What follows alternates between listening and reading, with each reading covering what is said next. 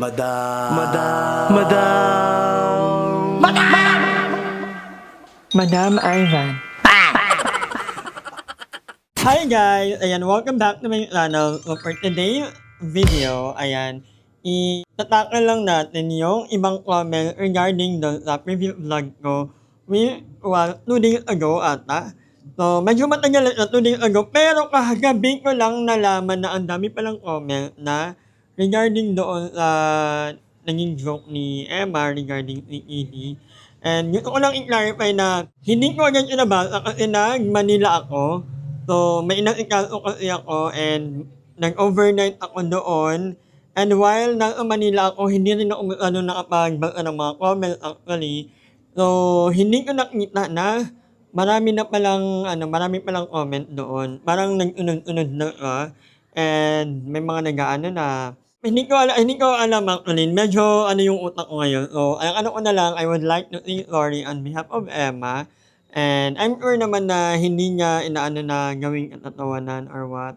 And siguro ang lang doon first and foremost, sa akin dapat yung mapunta yung hate or yung bashing kasi vlog ko yon and pwede ko naman sanang ang i-edit out or wag nang isama doon sa vlog na yun. Pero honestly, during that time, habang ine-edit ko hindi ko rin na-realize na baka maka-offend nga ka, baka tunog insensitive ka sa mga tao na may pinagdadaan ng ganoong sakit.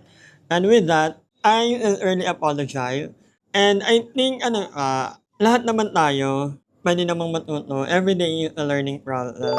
And may mga times din talaga na nakakalungkot yung mga ganong na dapat kasi hindi naman lahat ng joke ay pwede i-vlog. Hindi rin naman lahat ng kumbaga may mga joke kasi na puwedeng sa inyo-inyo lang or puwedeng, hindi, puwedeng isama sa mga vlog lalo na may mga nanonood. So, yun. Feeling ko ako yung unang dapat i-block kasi first and foremost, vlog ko yun. Ako yung may power na na i-filter or i-edit out yung mga kailangang i-edit out.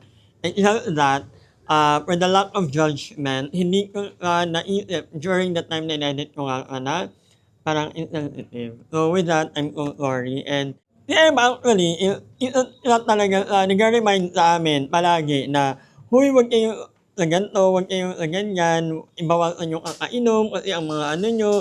So nagre-remind talaga si Emma.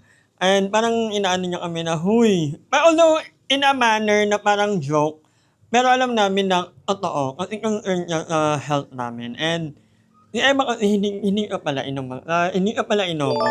Nag-iinom siya very seldom and yeah, medyo conscious si Emma pagdating sa though alam ko na namang hindi siya perfect, oo, alam naman natin 'yan. May mga din si Emma nagkakape or kung ano-ano, but yeah.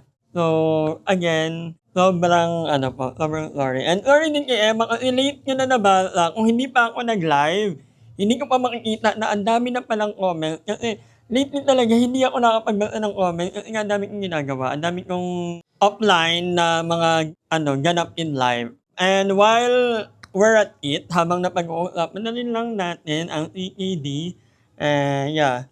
I hope na kasi kung napanood niyo yung documentary ni Jessica Soho, sobrang dami talagang mga Pilipino ang nagkakaroon ng CKD, 'di ba? Although hindi lang naman sa hindi yung iba genetic talaga, babase sa pagkakaalam ko at pagkakaintindi ko, ang CKD mostly, hindi naman lagi, pero mostly ay siya ay resulta ng ating bad choices in life. Like mga choices in pagkain, kawalan ng exercise. So alam mo yon habang I encourage everyone na kung hindi ko naman sinasabi na totally iwasan niyo or alisin niyo sa niyo yung mga soft drink, yung alak, yung processed food, yung mga alam mo yon yung mga bawal.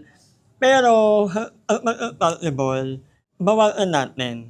Kasi alam naman natin na yun talaga yung nagiging sanhi kung bakit nagkakaroon ng CKD ang mga tao. Ang hiling natin sa matatamis, ang hiling natin sa mga fast food, yung mga madaling ha? Ay, ano pa dito? Oh, that's okay. sabi ni Elaine, yung tirang ulam na ang sarap pa naman dapat, yung tirang ulam namin ninakaw. Ano ba yung ano, sa'min kasi sa Bisaya, hinaraw. Meaning, hinaraw is ninakaw. So, yung po pala yung kumakain ng tirang isda. Going back, ang hilig nating mga Pinoy sa mga ano, sa mga milk tea, mga sobrang tamis, mga energy drink, mga soft drink, alak, fast food, Jollibee, McDo, lahat na. May nabasa nga ako one time na parang, bakit tayo bumibili or nagko-consume ng mga product na nakakasama sa katawan natin? Parang nagbabayad tayo or bumibili tayo ng product na alam naman natin na eventually magkakaroon ng masamang epekto sa katawan natin. So, alam mo yun, I'm encouraging everyone na sana medyo bawasan natin ang pag-consume ng mga nasabing ano and mag-ano tayo, manaliksik tayo, mag-research tayo kung ano ba yung mga bawal, ano yung mga okay kainin. Ako for now, ang trip ko dati kasi mahilig ako sa mga delata, ganyan, noodle, ang canton. Lord, ang himutin na lang, Lord, okay pa po ang aking mga organ. So, dati mahilig ako sa ganyan. Ngayon, pinalitan ko na ng dati naman na mahilig na ako sa isda at gulay, pero ngayon malala na akong mag-isda at gulay. So, bihirang-bihira na po ako mag-noodle, bihira na ako mag-canton. Pero hindi ko sinasabi na hindi, kasi may time talaga, tao lang tayo, magki-crave at magki-crave tayo. So, once in a while, nag-i-indulge ako sa cravings ko, pero hindi na kagaya ng dati. Kasi mindful na ako and takot ako na dumating ako kasi ang hirap ng mga ng ano, ng mga nagda-dialysis. Sobrang hirap po ng pinagdadaanan nila. Kung nakita niyo sa mga balita or sa mga news article, yung iba 2 to 3 times a week, yung ano nila, yung laro nila and bukod sa mahirap ka physically, magastos din ka. So, alam mo yun, parang ang hirap magkaroon ng sakit dito sa Pilipinas lalo.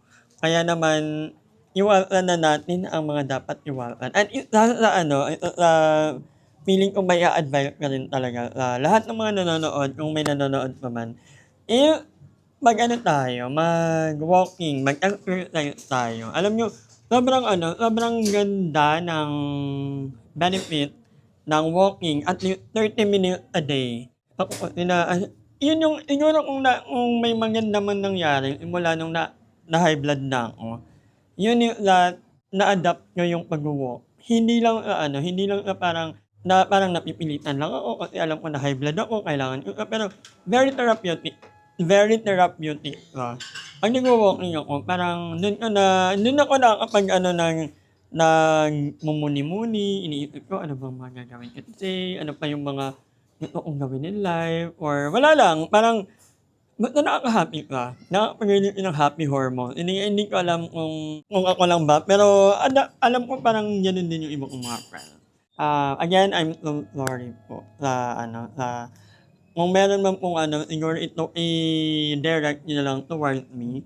It's my fault, hindi po kasalanan ni Emma. Kung meron I mean, kung ano man, siguro I think Emma naman doesn't mean na pagtawanan or gawing katatawanan yung ng ibang tao.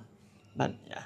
And actually dito dapat ang upload ko ngayon, kaya lang medyo na-bother din ako kasi ang dami niyang comment kanina so pinag-ano ko muna. Pero bukas masaya ang ating upload dahil tayo ay pumunta ng Manila. Yeah, pumunta ako ng Ugbo and kasama ko si Sir Glenn. Nagmuni-muni tayo doon.